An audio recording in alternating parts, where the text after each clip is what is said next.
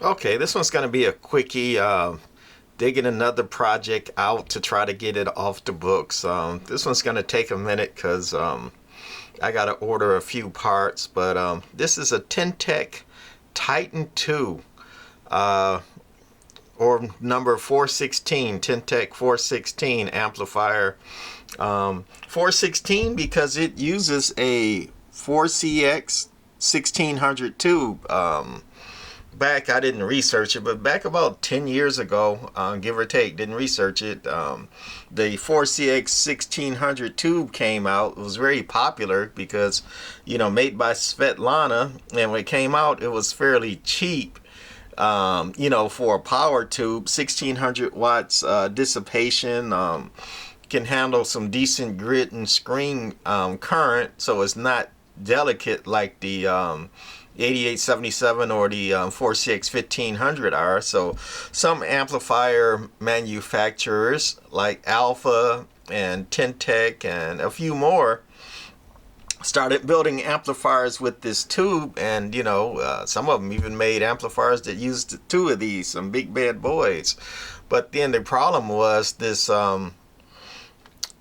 there weren't that many made using this tube, because how many Alpha went out of business, and amplifier makers wasn't making enough of them to support Svetlana to keep making this tube. They're like, we can make more money by selling other tubes that we sell tens of thousands of instead of a few thousand. So Svetlana stopped making this tube, and now this tube, similar to the 3CX 1200 tube, is almost unobtainium. So if you blow this tube, cancel Christmas. I got this amp, and I hope the tube is good. We haven't got to that point to even test it yet, because we're doing some work on it. And 4CX is a turbocharged tube where you got screen voltage and negative bias, and it's a lot more involved for an amplifier to make a tube doing that correctly than a grounded grid triode.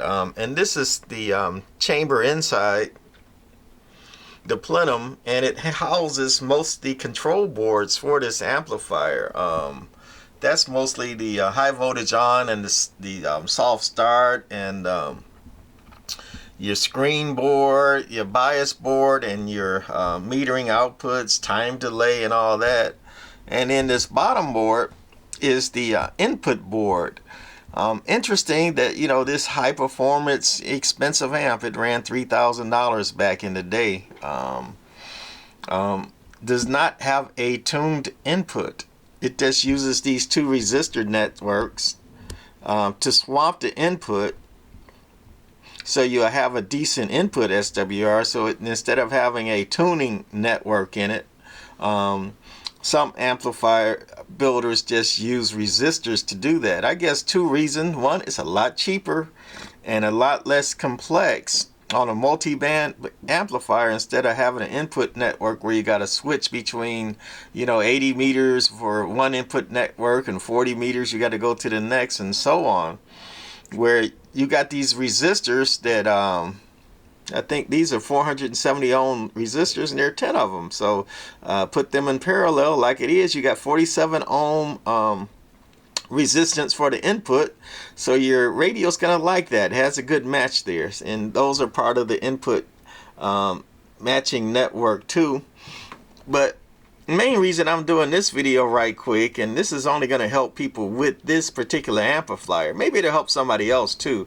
But there's very little information about it, and it's upside down. But this is called an input filter board, for this amplifier. And lucky for me, I guess this one is a board that I guess you can send to Tintech back when they were, during the day.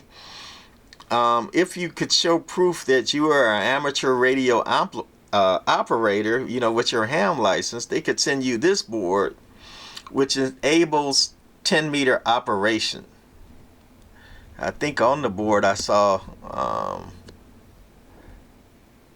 that it had 11 on there somewhere. Oh, 416-10. 416 is the amplifier. This is upside down, and the bottom one, dash 10, because this board enables 10 meter operation. The original board that came with this amplifier, I think it was a 416-15, and on that board it had more components. You see, this one only has three, one choke and two caps there, right? So the 416 or the 15 meter input board had 6 components. It had 3 caps and 3 chokes on it.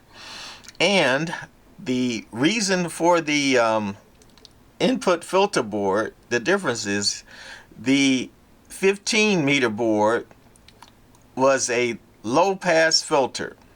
It would let 15 meters and above in megahertz pass through. But when you try to go up to 10 meters in frequency, when you tried to go up in frequency for, going from 15 to 10 meters, that filter would block it. It would block anything, pretty much under 15 meters, like 12 meters, 11 meters illegally, and 10 meters. It would block that, the other board with all the components. So that was called a input filter. And I've said many times that, to get past the FCC, what amplifier makers had to do. So on this amplifier here, and quite a few others I'm finding out, it's not a lot of information out there on it, because I guess it's kind of a secret. They don't want 11 meter operators being able to easily convert or operate these amplifiers on 11 meters, and I don't blame them. So with that, very little information, but if you could show your ham, you could get this 10 meter board, which would allow 10 meters to pass through. And that original 15 meter board would let 15 and above pass through and would block. It would filter out anything above 15 meters. So that was one thing on the input side, where it's going to block 10 meters, 11 meters. And also, I already talked about this input swamping resistors. Now, this is a turbocharged grid driven amplifier. It's not grounded grid, which is normally takes very, very low drive if it's done right. But again, the FCC, was like, no, we're gonna not make, low drive amplifiers that, can be driven by a CB radio, and we're not gonna allow that. So they basically ban amplifier makers from being able to make and sell low drive amplifiers. They made a rule where 75 watts or more to drive this amplifier, to make a legal FCC approved amplifier. And hence, even though this 4CX Turbo 2 can run on, if it was set up differently, where you had input matching circuit and got rid of the input swamping circuit, this tube would run great on 20-30 watts. But the FCC is like, nope, can't do that. So hence, it saves money. And also, if you want to pass the FCC, you can't have that lower drive of an amplifier. So they came out with these resistors on the input circuit, which gives you a decent match. But again, it takes a lot of more drive. I think this one takes 80 watts drive to get to a full legal limit output, which is 1500 watts for a ham. It takes 80 watts to do that, even though this tube is capable of more watts out, and it would be capable of low drive if it was set up different. But again, you had to get by Uncle Charlie, and Uncle Charlie's like, no, we're not going to have no low drive amplifier like that, and we know this tube is capable of that. So unless you got rid of the input swamping resistors and made a tuned input circuit, you weren't going to be able to have low drive and operate that on 10 or 11 meters. And also on the band switch, you can see 10 meters is on it, and it's pointed to 10 meters right now. But in the manual, and this one already came converted, I didn't do that, but But in the manual, there is a block, a set screw, and a nut to block the band switch from being able to be moved or positioned to 10 meters. So if you're gonna run this amp on 10 meters and it's factory that has that block, you're gonna have to remove that set screw on the band switch, and also you're gonna have to get rid of that input board there, and it's still gonna take about 80 watts to drive it on 10 meters. But anyway, more to come with this one. We got a little work to do to figure out what's going on with it, and I'm just hoping it's not the tube, you know, with this problem with this amplifier. But you know, you spin the wheel, you take your chances, and that's about it with this one. Bye.